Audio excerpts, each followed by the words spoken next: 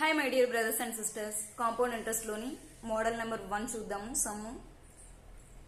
So compound interest చూసుకున్నట్లయితే r is equal to 12.5% per annum, t is equal to 3 years. Compound interest వచ్చేసి 1085 rupees. Then calculate the principal ఎంత అని అడుగుతున్నారు. So నేను compound interest లో ఏం చెప్పాను అంటే గనక మనం ఫస్ట్ r తోనే మనం సమ్ అనేది సాల్వ్ చేస్తున్నాము అని చెప్పేసి అన్నాను. ఈక్వేషన్ అవసరం లేదని చెప్పాను. So r is equal to 12.5% per annum అనుకున్నాం.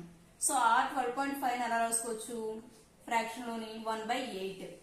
ఓకే, సో ఇక్కడ నేను ఏం చెప్తున్నాను, ఇది ప్రిన్సిపల్ అనుకోండి అని చెప్పేసి అన్నాను. సో అమౌంట్ అంటే ఎంత మనకి ఇక్కడ ఇంట్రెస్ట్ ప్లస్ ప్రిన్సిపల్. సో 9, 8 + 1 కాబట్టి 9.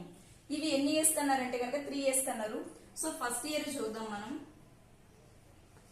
ఫస్ట్ ఇయర్ తీసుకున్నట్లయితే కనుక principal and amount.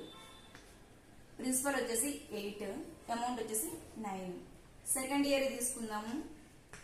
Second year కి principal 8 and amount 9. And third year 8 and 9.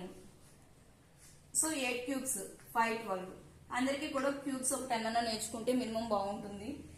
9 cubes 7, 29. So amount compound interest కావాలి అంటే కనుక amount is equal to principal plus compound interest కదా.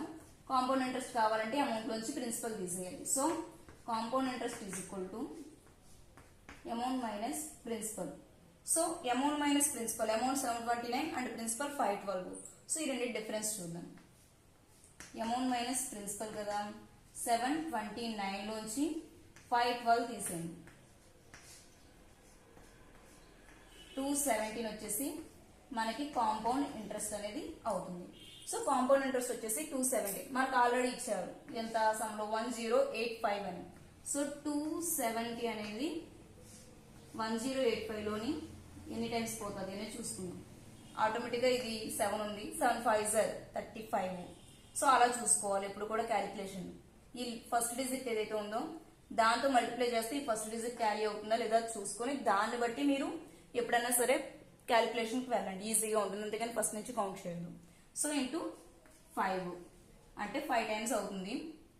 Okay, yes 5 times.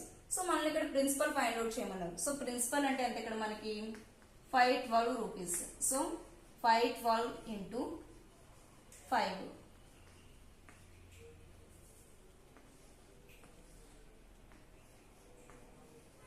2560 rupees వచ్చేసి principal.